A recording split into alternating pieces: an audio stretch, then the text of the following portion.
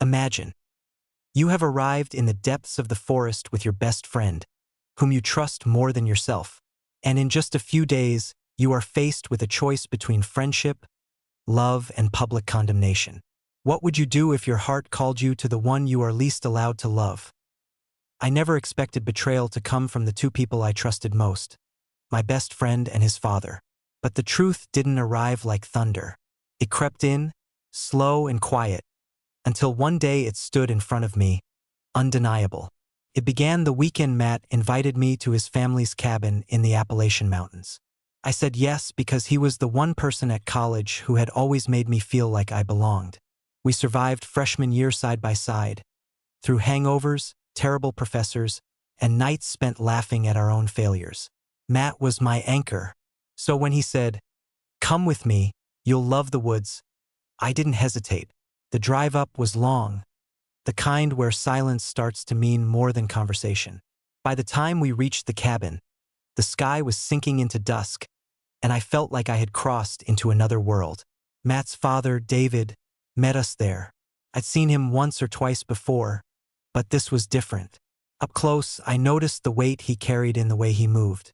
Divorce had left scars on him, and his voice carried that ache, though he tried to bury it under casual talk. First, it was easy. We ate, planned the hike for the morning, and laughed like it was just another trip. But something shifted later that night. A mistake, maybe, or fate. I had just showered, steam still clinging to my skin, when I opened the hallway door. David was there, hand raised to knock on the opposite wall. We froze, both of us caught in a silence so sharp it cut the air. My towel stayed in place, nothing exposed, but the moment carried more weight than it should have. He muttered an apology. I said, "It's fine," and we moved past each other. Still, the way his eyes lingered, cautious, startled, alive, lit something in me I didn't want to name. I tried to shake it off the next morning as we set out into the woods. The air was sharp, our boots loud against the ground. Matt walked ahead, pointing out tracks and trails, his excitement genuine. But behind me, David's presence pressed close, a quiet reminder of the night before.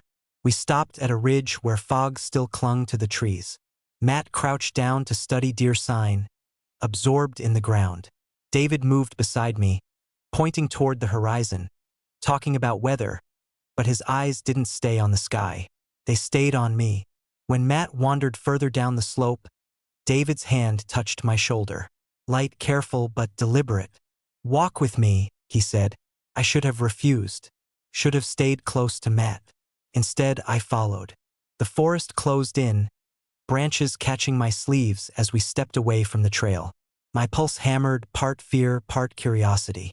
In a clearing, he stopped, pulled off his cap, and spoke words I hadn't expected to hear. 2 years since the divorce," he said, voice low. "Some nights it feels like loneliness is the only thing waiting for me. And lately, I notice you. I see the way you listen to Matt, the way you carry yourself. You make me feel like I still have something to give." I stood there, stunned. My best friend's father was confessing feelings he had no right to confess. And yet, inside me, something shifted, because I had been lonely too. Different kind of lonely, but real. "Do you know what you're saying?" I whispered. He nodded. "Ido." And I've fought it for months. But burying it feels like another lie, and I've had enough lies. I wanted to say no, to walk back toward the safety of Matt's voice echoing through the trees. But I couldn't. I felt seen in a way I hadn't before, and it terrified me. Matt's call cut through the forest then, breaking the moment.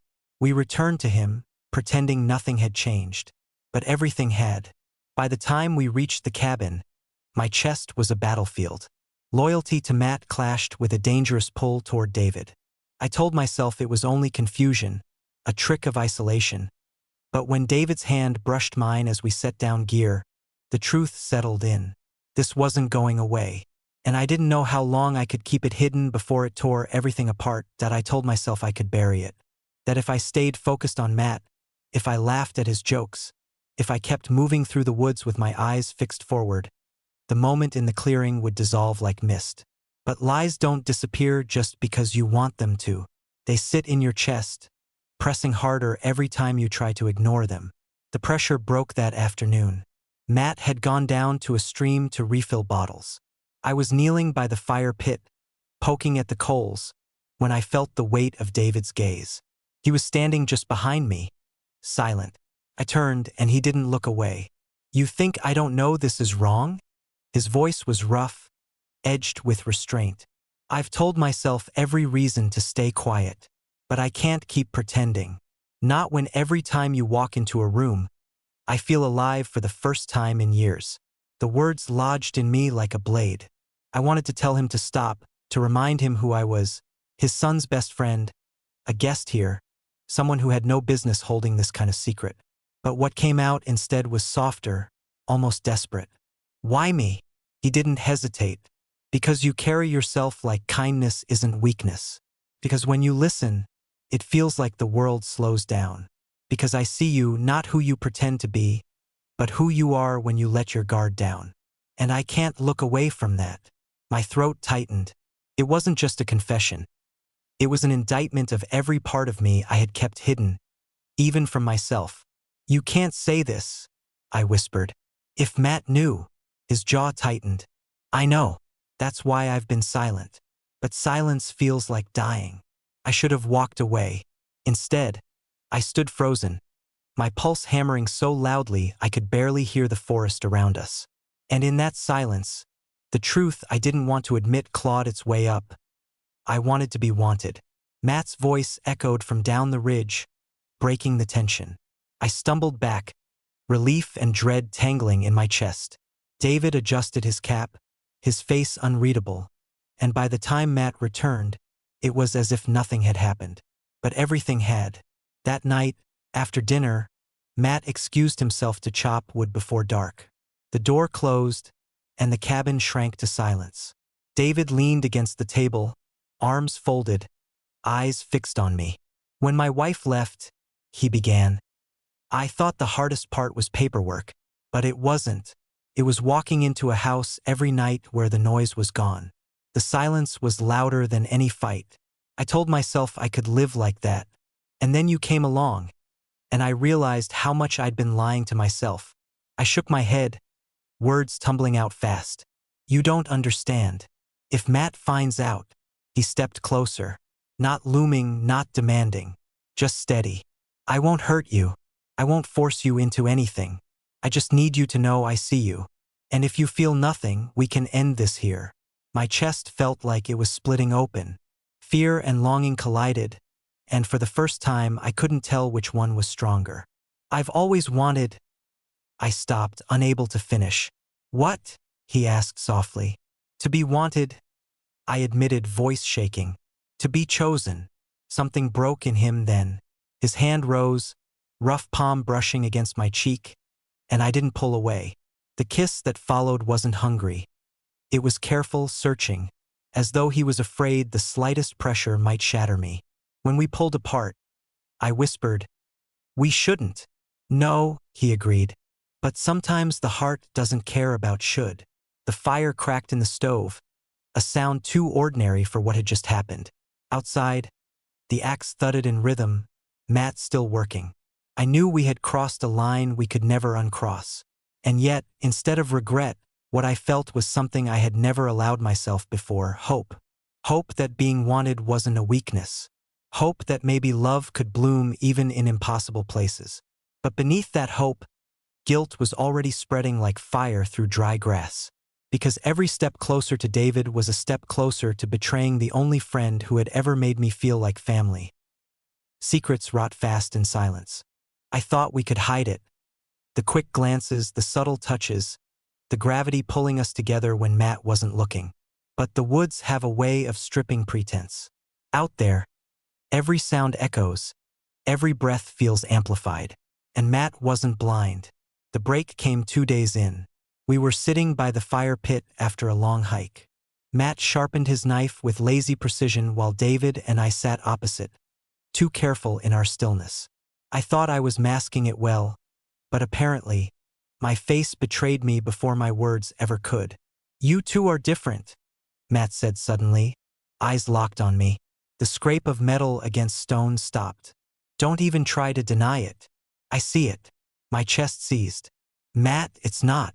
Don't lie to me, he snapped, voice sharper than I'd ever heard it. His gaze swung to his father. How long? David didn't flinch. A few days. The knife clattered onto the dirt. A few days. His laugh was bitter, nothing like the one I knew.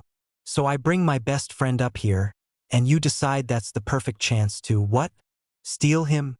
It wasn't planned, David said, calm but firm. I didn't want this to happen. Then why did it?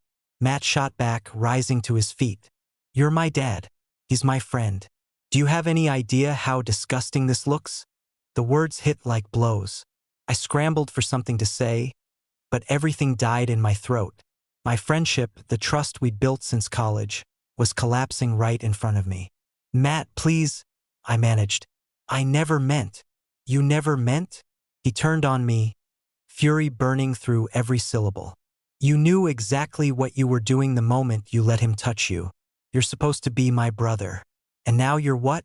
My replacement. I shook my head hard. No, it's not like that. I didn't go looking for this. But you didn't stop it either, he spat. Silence ripped through the clearing. My chest ached under the weight of his betrayal. For years, Matt had been the one person who welcomed me without question. And now he looked at me like I was a stranger. David broke in, his voice steady. Son, this isn't about replacing you. I've been lonely for a long time, and Alex. Don't say his name, Matt barked. His hands trembled as he pointed at me. You, get out. The command cut through me. Matt, please don't do this. I said get out. His voice cracked, but his anger didn't. I don't care where you go, but you're not staying here. Not after this. I froze, stunned by the finality of it. My eyes darted to David, desperate for something. An anchor, a shield. But his expression was torn, caught between the son he loved and the truth he couldn't unsay. Matt, David began, but his voice faltered. No, don't you dare defend him. Matt's chest heaved. You've already chosen. Both of you. The knife lay forgotten in the dirt, but the words sliced deeper than steel. I wanted to argue, to beg for forgiveness, but I knew nothing I said would fix the shatter. So I stood, every step away from that fire heavier than the last. My legs carried me toward the cabin, though my heart wanted to collapse into the dirt and scream until the forest itself answered. Behind me, I heard Matt curse under his breath. Then silence, broken only by the crackle of fire and the sound of my own ragged breathing. Inside, I pressed my palms against the wall, fighting back the sting in my eyes. Shame, guilt, longing. They tore through me in jagged waves. I had wanted to be seen, to be chosen. But in being chosen, I had lost the only friend who had ever felt like family. When David entered moments later, the defeat on his face told me he knew it too. He hates me, I whispered. He doesn't hate you, David said quietly. He's hurt, betrayed. It will take time. But his words offered no comfort, because I had seen the fire in Matt's eyes, and it wasn't the kind that cooled with time. That night, lying in the narrow bed, I realized the truth. Love hadn't just complicated things. It had detonated them. And when morning came, nothing about our lives would ever be the same again. Morning didn't heal anything. Matt barely looked at me as we packed. His silence was worse than yelling. It was the silence of doors slamming shut. By the time we reached the truck, I knew he wasn't just angry, he was finished with me. The ride back down the mountain was suffocating. Matt gripped the wheel like it might break under his hands. I tried to speak once, but his voice cut me off. Don't. Just don't. After that, I kept quiet, watching the trees blur past, wondering how friendship could burn away so quickly. Back on campus, the damage spread fast. Matt didn't tell the full story, but he didn't have to. A few sharp words dropped in the right ears were enough. By the end of the week, whispers followed me down hallways. I caught fragments. His best friend's dad. Gross. Pathetic. Some laughed. Others stared like I was contagious. It wasn't just classmates. One of my professors called me in after class. She didn't ask outright, but her tone carried judgment. You need to think about the choices you're making, she said carefully, like I was a child who needed correction. I left her office burning with shame. David wasn't spared either. Matt had confronted him again, this time at home, and the fallout was brutal. His ex-wife called him selfish, accused him of ruining their son. Relatives sent messages laced with disgust. Middle-aged man chasing after a kid. One text read. He didn't show me most of it, but I could see the toll in the heaviness of his voice when we spoke at night. We became a secret not because we wanted to, but because the world made us one. Every glance in public felt dangerous. Every brush of his hand in mine carried the risk of exposure. Some nights I lay awake asking myself if it was worth it, if love was enough when it cost so much. But walking away felt impossible. The pull between us hadn't weakened. If anything, the backlash made it clearer. We weren't a fling. We weren't confusion. We were two people who had found each other in a world that said we shouldn't. Still, the weight was crushing. One evening, after a particularly vicious day of rumors, I found myself sitting outside the dorm, head in my hands. A group of guys passed, laughing too loudly, one of them muttering, "That's him." My stomach twisted. I wanted to disappear. David called that night. His voice was steady, but I could hear the cracks. They're saying things about me at work. I can handle it, but Matt, he won't even answer my calls. He told his mother he wants nothing to do with me. I'm losing him. I didn't know what to say, because I had lost him too. The guilt festered. Every time I thought about Matt, about the way he looked at me by the fire, I felt sick. He had been my family when I didn't have one, and I had betrayed that. Maybe we should stop, I whispered once. The words nearly broke me. There was a long pause. Then David answered, voice heavy but unshaken. If you believe this is wrong, say it. I'll let go. But if you believe what we have is real, then don't give them the power to destroy it. I couldn't say it was wrong. No matter the cost, no matter the shame pressing down from every side, I couldn't deny the truth. I believe it, I said finally. The line went quiet, but I could feel his breath, steadying both of us. The world had turned its back. Matt had slammed the door. But in that moment, even surrounded by judgment, I knew we weren't broken. We were still standing. And the only question left was whether love could survive long enough to heal what betrayal had shattered. Weeks passed, and the storm didn't fade. On campus, the whispers dulled but never vanished. People carried them like sparks, ready to flare at the smallest mention of my name. At first, I thought I'd suffocate under it. But slowly, I stopped caring whether strangers laughed behind my back. Their judgment didn't cut as deep as losing Matt. David's struggle was harsher. He kept his job, but his reputation fractured. Friends he'd known for years pulled away. Family dinners turned into battles. His ex-wife told him he'd destroyed their son's trust forever. Through it all, he stayed steady, though I could see the cracks every time he called me at night. Then, one Friday, everything changed. I was heading back from class when I found Matt waiting outside the dorm. His arms were folded, jaw tight, eyes sharper than I'd ever seen. My pulse spiked. I expected another fight, maybe worse. Instead, his voice was flat. "Come with me." We walked in silence to a quiet corner of campus, away from the clusters of students. When we stopped, he stared at me like he was trying to recognize someone who'd been lost. "I hated you," he said finally. "The night by the fire, I hated you more than anyone. You were my brother, and then you weren't." His voice cracked, just slightly. "But the thing is, I hated my dad too. Maybe more. And I've been sitting in that anger for weeks, and it's eating me alive." I swallowed hard, bracing for him to cut me out again. Instead, he sighed, shoulders slumping. "I don't get it. I don't want to get it. But I can't keep pretending I don't see how he looks at you, or how you look back. I can't erase it, and I can't keep carrying this grudge forever." The words hit me harder than any insult. "Matt, I never wanted to hurt you."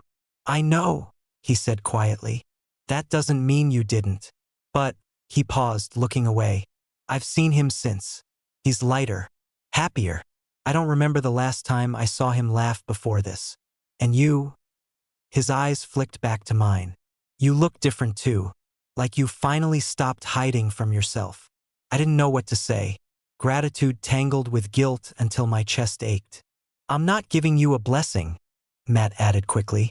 I don't want details. I don't want to see it. But I'm done treating you like enemies. You both chose this and I can't control it. What I can control is whether I lose both of you forever. The silence stretched. My throat tightened, but I managed a nod. Thank you, I whispered. That night I told David what happened. For the first time in weeks, his voice cracked with something other than exhaustion. Relief. He'll never see us the way we want, he said. But maybe he won't hate us anymore. That's enough. It wasn't a perfect ending. The campus still buzzed with half-truths. Relatives still muttered about scandal. Some doors would never reopen. But cracks had formed in the wall of anger, and through them came light. I realized then that love doesn't erase consequences. It doesn't fix betrayal overnight or silence judgment. But it gives you the strength to face them. Months later, Matt and I sat together by another fire. Not in the mountains, but on campus, surrounded by friends. The distance between us was smaller, the tension lighter. We didn't speak about what had happened. We didn't need to. His presence beside me was proof enough that family, however fragile, can bend without breaking completely. When I left that night, I found David waiting near his truck. He reached for my hand, not hiding anymore. His grip was firm, steady. We survived, he murmured.